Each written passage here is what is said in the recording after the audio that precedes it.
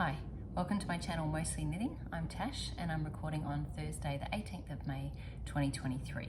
So this is a channel where I talk mostly about my knitting that I've been doing and any other craft if I've been doing during the week. I haven't done any this week though, so it is just about knitting, and I'll show my works in progress, any finished objects, a faux from the vault, so something that I've made earlier, and some upcoming plans and things, and then any purchases if I've done any, and at the end I'll talk a little bit about my personal stuff, like what's been going on in the week. So I'm going to jump right into my finished objects. I'm wearing my finished object that is the Ilha dress. It's my second version of this dress. It's really beautiful. It's actually a sweater pattern that I've turned into a dress by shortening the sleeves. It's sort of, haven't blocked that bit very well there. Yeah, so it just, I did it with 3mm needles. My gauge was much tighter. I think I had something like 26 stitches over 4 inches instead of 21. So I just knit, I think I needed to knit a little bit longer in the arm side. So I used a 3.5mm needle, and the yarn that I used was Life in the Long Grass linen merino in the colorway Chirp. And I'm trying to think what was different. I used about 2.5 skeins for it. I have about 50 grams left, which is a decent amount, 50 grams left, so I'll be able to use that in some kind of project. I'll just stand back so you can see it. Yeah, that does need a bit of better blocking there. That's sort of bubbling just a little bit, so I could do with blocking that out a bit better. And so it's a little bit above knee, decent amount above knee length, but not crazy short. It does sort of dip down a little bit in the back, and it's not see-through or anything. I'm pretty happy with how it's come out. I actually wore it to work today. We had some kind of special fundraising thing for the Salvation Army Red Shield Appeal, and so we got to wear sneakers, which I don't normally do for school, and something bright. So I'll show you the bright thing that I wore in my faux for the vault, from the vault. So yeah, so it is actually a little bit cool today here in Sydney. It's around 20 degrees Celsius, which is 68 Fahrenheit. But this was fine in the air conditioning in the rooms, all the heating in the rooms. So yeah, but I will change from it later today, because when I show you some of my other whips and my faux from the vault, they look better over jeans and a tank. So right, yeah, so that's the Ilha dress. And yeah, I really love it. Oh, I'll show you my other one. I think they're roughly the same size, so I used that as a guide. Stand back. Yeah, same length pretty much. Oh, the other thing I was going to mention was I blocked it when I thought I had about 2 inches to go, and it grew 2 inches. So before I started the ribbing, so which things don't normally grow that much, but this was 20 inches of knitting, so it grew 10%. So if I had like 5 inches of knitting and it grew ½ an inch, that might not seem like much, but it's still 10%. So if you've got a lot of knitting and you expect it's going to grow a little bit, then yeah, you might want to block it a fair bit earlier, you know, even when you think you've got a little bit to go. So yes, I'm really happy that I got to wear it today, but I don't see myself really wearing it much again until spring. It's just getting a little bit too cold. So that's my first finished object. My second finished object is kind of a half finished object.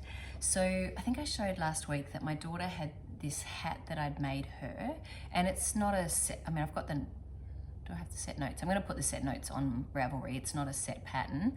It's just a 1x1 twisted rib, and then some stockinette, and then, you know, 8 decreases lining up until you finish with 8 stitches. I cast on 104 stitches for that one. I just had to count because I'm going to make another one of these. Well, I've already started, but anyway, that's for later on.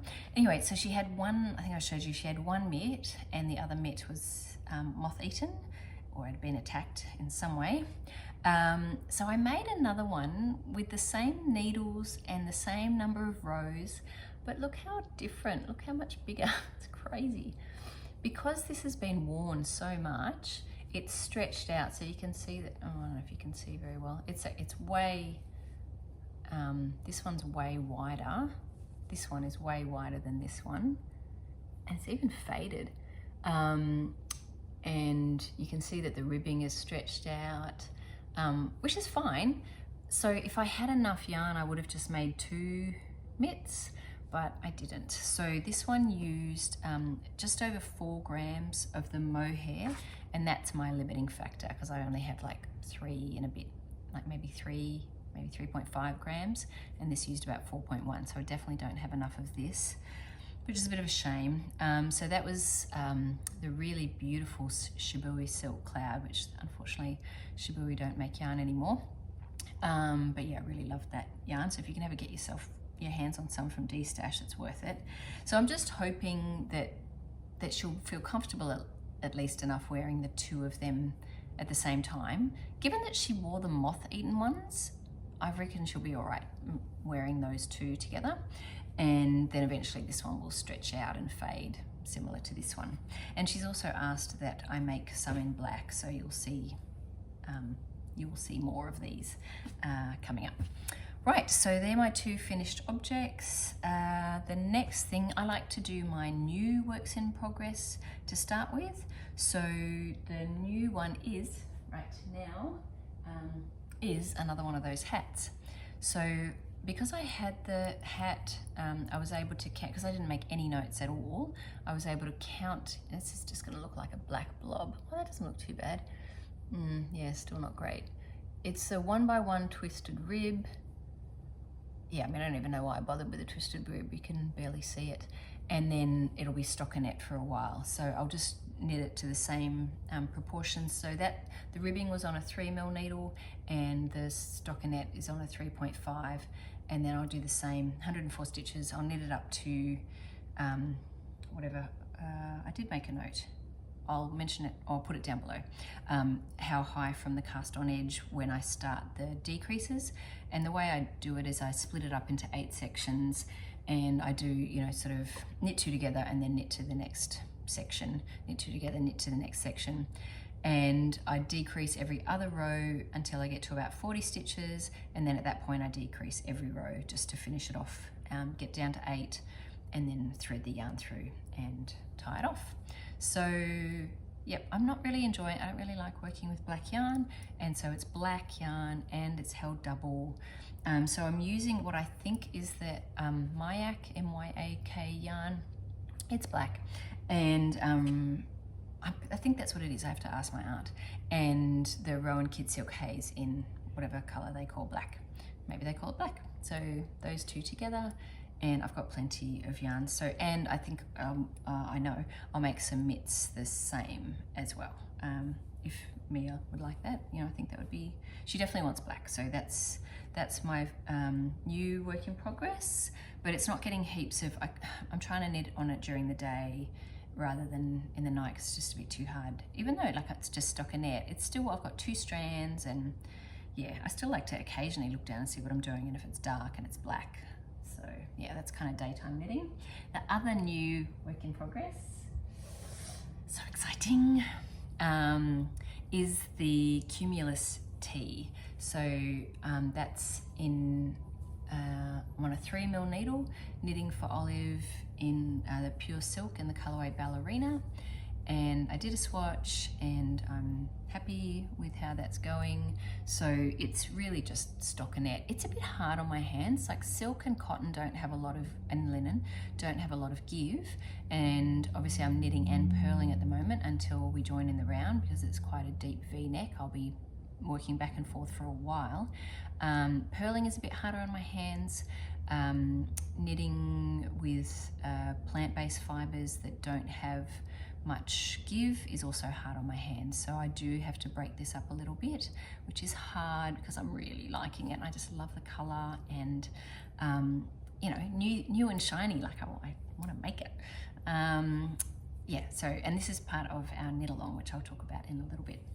So yeah, really happy with how that's coming along, but it's coming along slowly because the gauge is 28 stitches over 4 inches and 40 rows over 4 inches, so that is a lot of knitting.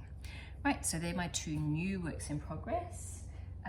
Other works in progress that I'm just making a bit of progress on, there's that, I already had that sock finished for Mia, so I'm doing the second one. I should probably weave in the ends.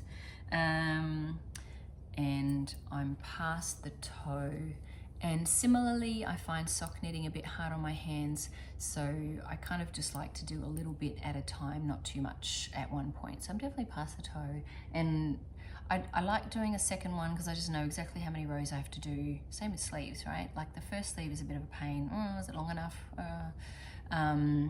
Measuring, whereas with the second one, just do it the same as the first. So that is this 2.75mm needles, Skein sport yarn in Eventide. Yeah, so that's going. Oh, and I started with Judy's Magic cast on 24 stitches, increased to 52, and then I'm working my way up the foot on 52 stitches, and then I'll do a gusset heel, which is just a formula and pretty straightforward. So that's the sock, and the last, second to last whip is the Musselburgh hat. This is on a 3.25mm needle in Madelinetosh Tosh Merino Light in the colorway Neon Peach, and I'm almost at 11 inches, which is when I'll switch over to the second color Antler. So that will be a nice neons and neutrals.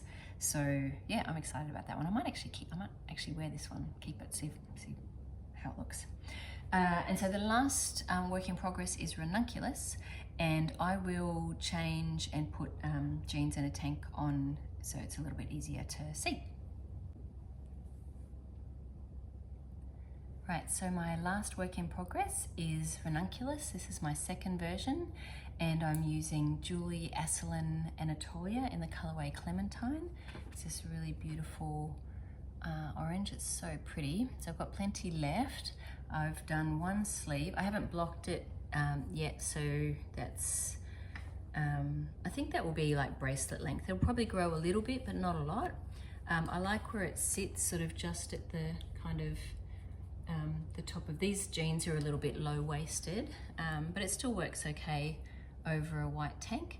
And yeah, I'm really happy with, I still have to graft the end of the I-cord together and weave those ends in. I haven't done any of it. I tend to do all the finishing at the end because sometimes I'm like, I've done this before where I've like, oh, I'll weave in the ends as I go. And then I don't like something or I rip it out, and then I'm like, oh, I've already woven in all these ends. So usually I weave them in before I block it, and then I sort of have a bit of a tail left. The blocking kind of sort of steals a little bit from that tail, and then I clip it a bit closer after I've blocked it, but not so close that it can pop through. I still usually leave a little bit of a tail. So yeah, I just love it. It's actually really, really warm. Like, it's amazing how, given how lightweight it is, how warm it is. So yeah, all I've done so far for the second sleeve is put it on, just put it on a needle. It's not even the right size needle, it's 5mm. I just wanted to get it on. And then I'll start using the needle that Karen sent me, the short circular, the 6mm tip, 8cm 6mm, and 8cm 5mm on the other end, and a 20cm cable. So that has worked super well for the sleeves. And then you just get down to a 5mm at the end and 5mm for the bind off, so I-cord bind off. So yeah, so really happy with how that's coming along, and I'm wearing it over a white tank, which I think is really nice. And I'm trying to think, is there anything else I was going to say? No, I think that's it. Right, so that's my works in progress. The next section is faux from the vault. So I'm just going to hang on to these so they're not clipping, and I'm going to take these off. So my faux from the vault is actually faux from the vault. It's the Relax sweater by Ririko, and I've made 5 of them. They're over here. This one's not one. This is something I'll use to just discuss about how I did for sizing. But this pattern's by Ririko. I made it in 2013, and I made it in a month, and it's quite a lot of knitting. It is a boxy sweater. It probably looks a lot like you'll notice, like Boxy by Joji Locatelli. And it was around this time when sort of we started to see a lot more boxy sweaters, oversized and drapey sweaters, at least on Ravelry and probably in the high street as well. Yeah, and so I made this in 2013. This was the first one that I made, and I'll put it on so you can see. I usually wear it like this over a tank with jeans. It's super relaxed, hence the name. very relaxed fit. It's a little bit, these have been sort of just not, actually it's not too crumpled. So it's got these eyelets down the side. I probably do need to, well, I don't mind, I guess it's the style, like have an oversized sort of, you know, open wide neckline. But I could, like, probably if it was bothering me, crochet around that and pull it up a little bit. But it is meant to be sort of drapey and relaxed. And so you just pick up stitches along here and knit down as long as you want the sleeve to be. And I was quite happy to have them around here. This tends to be sort of a spring autumn knit for me. Yeah, I love it. So I'm just trying to think what notes I made about it. So what I did, this is Skein Silk Sport in the colorway Sterling, and it is one of my favorite yarns. It's just such a beautiful, lovely, it's got a nice sheen to it, but not too shiny. Yeah. And what I did for sizing, because, you know, it's sort of how big is too big, and I only had 3 skeins. This used almost exactly 3 skeins, which is 1,000 meters and this is technically a sport weight yarn, but it's a fairly, you know, light and drapey sport weight yarn. So this is a store-bought sweater from Witchery that I used. So obviously this stuff was like in shops, right? So this is a Witchery top that I must have already, oh, that's very crumpled, could do with an iron. And this isn't wool, this is cotton. I think it's a cotton. I know I'm not worried about moths with this because it is a cotton, but I suppose other stuff could eat cotton. Anyway, you can see that it's got, that sleeve actually is a bit of ribbing, but the idea is that the sleeves are more fitted. So I used that as my sort of template, and I think this was maybe a bit big. I was happy, especially because I didn't have a huge amount of yarn. I decided to maybe just make it a tiny bit smaller so that it would, you know, I wouldn't run out. But I used that kind of just as a bit of a helper for sizing. So the other ones that I made, I think the second one that I made was Madelinetosh. This is MCN fingering in the colorway Tomato. So that is, you can tell I like this kind of tomato red orangey color. Yes, I love this one as well. I love all of them. Actually, no, I don't love all of them. There's one I never wear. And I do have to think about what to do about that. Like the finished objects that I've completely finished and almost never wear. Anyway, so that's Madelinetosh 80-10-10 fingering in Tomato. I think that was this, oh no, that wasn't the second one. This was the second one I made. This is Madelinetosh Tosh Merino Light in the colorway Posy. And that was the one that I wore over my Ilha dress today, just my little pop of color. Yeah, I really love this one too. It's a really pretty pink. I'm a real pink girl. This was the third one that I made, which was in Madelinetosh, no, not Madelinetosh, Malabrigo in the colorway, Malabrigo sock in the colorway Lettuce. And this is the one I kind of never wear. I don't know, I made it because I thought, oh, I've got green eyes, but they're not quite this green. It's sort of a bit, yeah, I just don't wear it. I don't know what to do. Anyway, I have to think about that. See if it might be something that I just need to sort of offer up to either my daughters or I just don't want to put it at a charity shop and people are like, oh, there's no label on it, what size is it, I don't know, and then it just gets thrown in the bin. That would be really sad.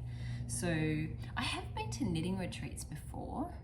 I've only been to a few, but I went to the one in Nashville where people brought like shawls or items that they just weren't wearing, and then they were sort of on a table for people to be able to take and then donate to you know, to a charity where people could actually use warm items. This is what do you call it? Machine washable. So it's not you know, it's not a problem to donate. Like it wouldn't get ruined if it went in the wash. And then this is the most recent one that I knit, which I actually don't wear that often either. Maybe the color's not the best on me. I don't know. I like the color though. And this is again Skein Silk Sport in, I don't know what color. I don't know what color, and I don't know where I put my mouse. Oh, there it is. I'll just check what color it is. It's called Flight of Fancy. So this one I don't wear as much. I wear this one a lot and this one a lot. And I do like this one. this one goes really nice with like quite dark blue, well, actually goes quite nicely with these blue jeans as well. So yeah, I don't know, it just depends, I guess, what color you feel like wearing. But yes, I do gravitate towards the gray and the pink more. So that's the Relax Sweater by Ririko, and I think, yeah, about 1,000 meters for my size, and that's this extra small, but there's obviously a lot of ease in there. So that's my faux from the vault. Now, plans. So we talked about a knit along, and enough people said that they were pretty keen to do that.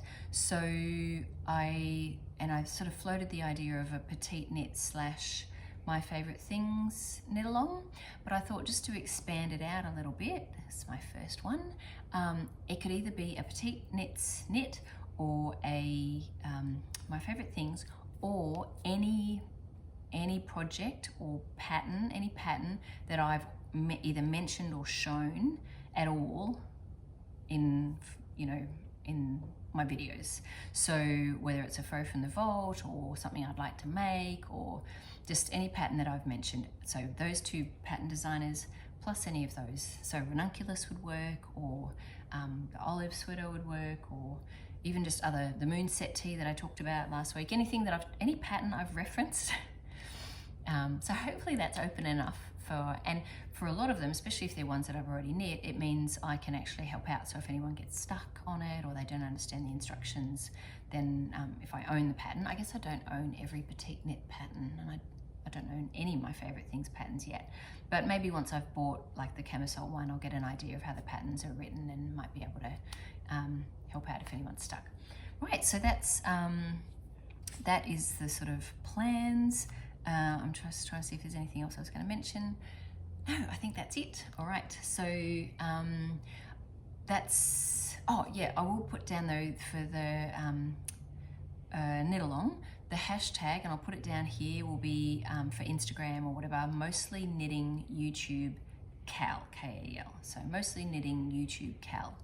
And I will today post a photo, I'll take a photo of my Cumulus and use that hashtag so that you can feel confident that yes, that's the hashtag, you've got the right one.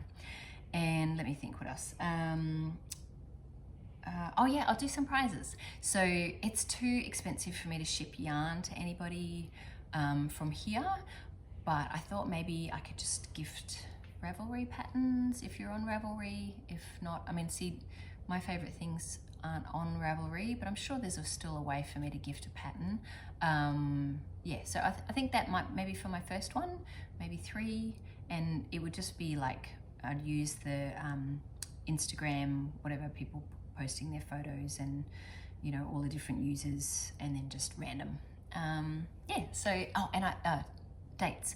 It can be a whip, so if you've already got one started, and you can start now, and we'll finish at the end of August, which is the end of our winter.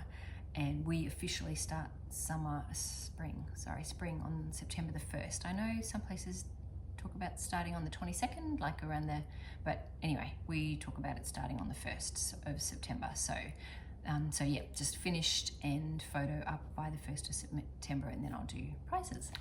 So yeah, so I hope you will post photos of what you're making, and that way I'll get to see what you're doing as well, which would be really lovely.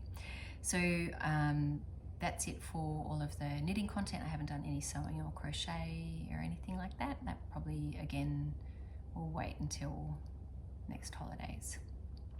So personal stuff. So last week I went to, my son was in a musical, Into the Woods, and he was the cow, and even though he didn't have any lines, he was really expressive, and he was a real, it was a real comic foil.